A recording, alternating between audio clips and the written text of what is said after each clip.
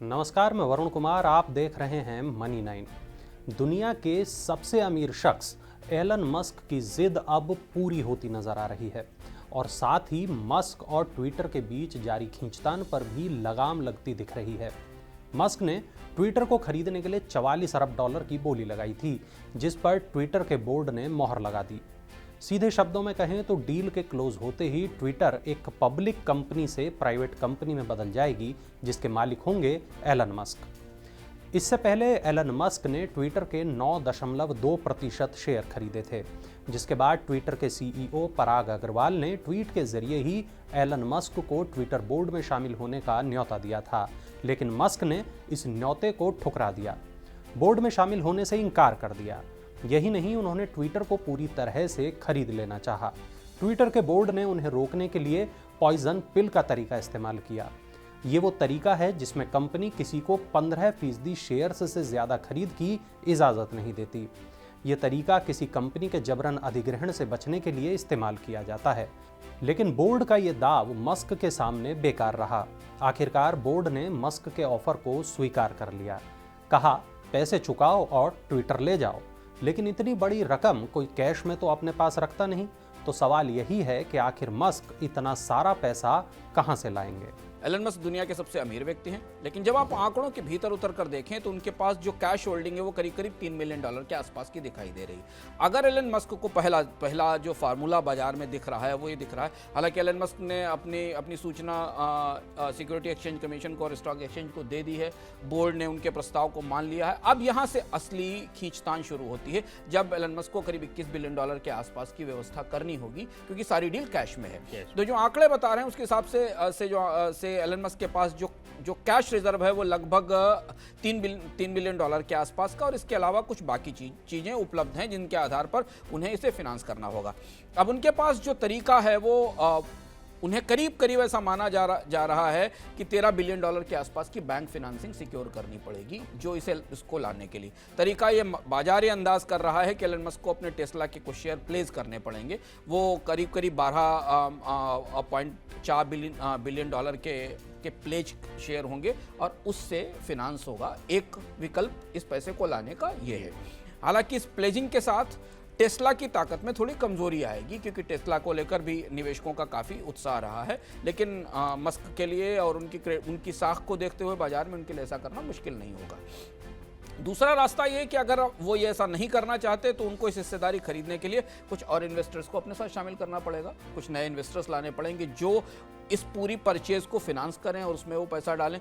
ये चीज़ अभी स्पष्ट नहीं है कि एलन मस्क अकेले ही ट्विटर को में $21 बिलियन लगाएंगे या वो कुछ और इन्वेस्टर्स को इसमें पार्टिसिपेशन देंगे। दूसरी चीज़ है। तीसरी बात ये कि जब ये आमतौर पर जब अमेरिका में टेक ओवर्स होते हैं तो छोटे निवेशक अपनी हिस्सेदारी बेचते हैं, क्योंकि उनको अच्छा वैल्यू मिलता है। तो एलन मस्क को और ज़्यादा पैसे की व्यवस्था करनी पड़ सकती है। खासतौर से जैक डोर्सी क्या करेंगे, जिनकी दूसरी सबसे बड़ी हिस्सेदारी है ट्विटर में, वो अपनी हिस्सेदारी सेल करेंगे या वो एलन मस्क के साथ इस कंपनी में बने रहेंगे। ये बात हमारे सामने स्पष्ट नहीं है। तो फिनांसिंग को लेकर प्रत्यक्ष रूप से एलन मस्क के सामने कोई दिक्कत नहीं दिखाई देती, लेकिन परोक्ष रूप से एलन मस्क के पास लिक्विड एसेट्स कम है, ऐसा शुरुआती आकलन दिखाई दे रहा है। उसके लिए उन्हें टेस्ला में अपनी हिस्सेदारी से कहीं ना कहीं कुछ समझौता करना पड़ सकता है। प्रोसेस ये होगा शुभम कि अब इसके बाद एलन मस्क को अपनी बैलेंस शीट अपने फाइनेंसिंग के इंतजाम बोर्ड को दिखाने होंगे। ट्विटर के बोर्ड को ये बताना पड़ेगा कि उनके पास इतनी हैसियत क्षमता है कि वो इस डील को खरीद सकते हैं, और उसके बाद फिर वो रेगुलेटर्स के पास और स्टॉक एक्सचेंज के पास मंजूरी के लिए जाएगी, और फिर ये कंपनी के स्तर से ये प्रक्रिया आगे बढ़ेगी। यानी पैसा तो मस्क के लिए कोई खास बड़ा मुद्दा नहीं है, वो तो जुटा लिया जाएगा। सवाल अब ये भी है, क्या इस डील को आसानी से रेगुलेटरी अप्रूवल मिल जाएगा? इस सवाल का भी जवाब तलाशेंगे, लेकिन उससे पहले आपको कुछ बेहद दिलचस्प आंकड़े बताते हैं। स्टैटिस्टा की रिपोर्ट बताती है कि जनवरी 2022 में ट्विटर के पूरी दुनिया में 21.7 करोड़ डेली एक्टिव यूजर्स थे। इनमें से सबसे ज़्यादा यूज़र यानी 7.7 करोड़ अमेरिका से हैं।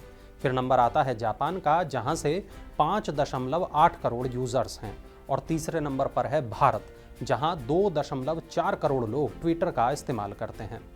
रिपोर्ट बताती है कि हर सेकंड ट्विटर पर 6000 से ज़्यादा ट्वीट किए जाते हैं। यह आंकड़ा एक दिन में 500 मिलियन और एक साल में 200 बिलियन का होता है। रिपोर्ट ये भी दिखाती है कि ट्विटर का इस्तेमाल करने वाले करीब आधे लोग केवल खबरों के लिए यहाँ आते हैं।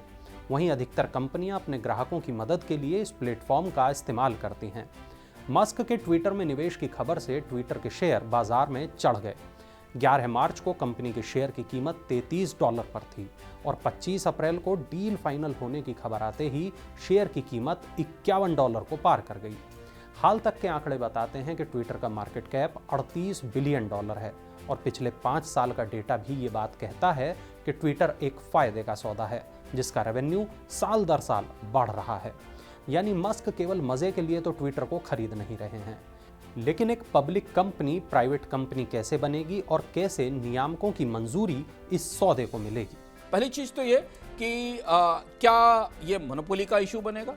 ऐसा नहीं लगता, क्योंकि एलन मस्क के जो बाकी कारोबार हैं वो सोशल नेटवर्क से कहीं नहीं जुड़ते हैं। वो टेक्नोलॉजी बिजनेस में हैं, वो स्पेस की टेक्नोलॉजी के बिजनेस में हैं, कार ऑटोमोबाइल के बिजनेस में हैं, तो वहाँ पर उनके एक अधिकार का मुद्दा नहीं बनता। लेकिन ये कंपनी प्राइवेट कंपनी हो जाएगी, ट्विटर एक पब्लिक कंपनी से।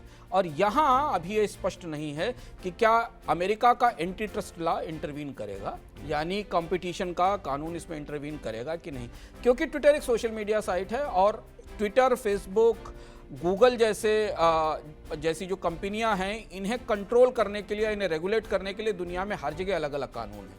यूरोप का कानून बिल्कुल अलग है, हम लोग इस पर चर्चा करते रहे। भारत के भी कानून हैं, दुनिया के बाकी देशों के भी कानून हैं। वो कानून क्या एक सोशल मीडिया, जो देश दुनिया की सबसे बड़ा माइक्रो ब्लॉगिंग प्लेटफॉर्म है, उसे एक प्राइवेट कंपनी, एक प्राइवेट पर्सन की होल्डिंग में जाने देगा? और क्या उसे एंटी ट्रस्ट लॉ के तहत सवाल नहीं पूछा जाएगा? ये चीज हमें नहीं पता है इस संदर्भ में, क्योंकि ये भारत दुनिया के इतिहास में पहली घटना है जब एक सोशल मीडिया प्लेटफॉर्म जो कि एक पब्लिक कंपनी है वो प्राइवेट कंपनी में बदलने जा रही। और उसके बाद चूंकि वो बहुत सारे इसके राजनीतिक मंतव्य भी हैं, ट्विटर ने दुनिया में अच्छे बुरे तमाम तरीके की छाप और असर छोड़े हैं, बहुत सारी डिबेट्स को प्रमोट किया, बहुत सारे विवादित फैसले लिए हैं, बहुत सारे कुछ, जैसे डोनाल्ड ट्रंप का अकाउंट आज तक बंद है। तो ट्विटर को पर क्या एक निजी व्यक्ति चलाएगा, ये पब्लिक लिमिटेड कंपनी बनी रहेगी? ये कॉल दुनिया में जो एंटी ट्रस्ट और एंटी कॉम्पिटिटिव और कंटेंट रेगुलेटर्स हैं उनकी होगी। और यही सबसे दिलचस्प पहलू है इसका कि एलन मस्क के पास संसाधन तो आ सकते हैं, पर रेगुलेटर्स को वो कन्विंस कर पाएंगे ट्विटर को लेकर, ये देखना होगा। तो ये लंबी चलने वाली तैयारी है और ये पेचीदा तैयारी है। ट्विटर एलन मस्क का हो पाएगा इस वहां तक पहुंचने में अभी कई सारे पेंच हैं जिन पर लगातार हमारे पास अपडेट भी आते रहेंगे और दिलचस्प बहसें भी समानांतर रूप से चलती रहेंगी। बाजार के नियम अपनी जगह हैं, लेकिन हमारे यूपी में कहावत है, जिसकी लाठी उसकी भैंस। और फिलहाल मस्क के हाथ में डॉलर वाली लाठी है। देखना होगा कि मस्क अब ट्विटर को कितना लोकतांत्रिक बनाते हैं, जैसा कि वो अपने ट्वीट्स में दावा कर रहे हैं। देखना यह भी होगा कि क्या ट्विटर का कोड सोर्स ओपन कर देने से इसमें पारदर्शिता आएगी और क्या ट्विटर से बोट्स का सफाया हो जाएगा। इन सवालों का जवाब तो वक्त देगा, लेकिन हम तो यही चाहते हैं कि ट्विटर पर अब नफरत भरे ट्वीट्स न दिखें, इंसान को जातियों और धर्म के खांचे में बांटने वाले ट्वीट न दिखें, और वो दिन आए जब मॉब लिंचिंग या हेट स्पीच के नहीं बल्कि अमन और शांति के वीडियो वायरल हों। उम्मीद करते हैं आपको हमारा ये वीडियो पसंद आया होगा। ऐसे ही बाकी वीडियोस के लिए हमारे YouTube चैनल को सब्सक्राइब करें और हमारे Facebook पेज को भी लाइक करें।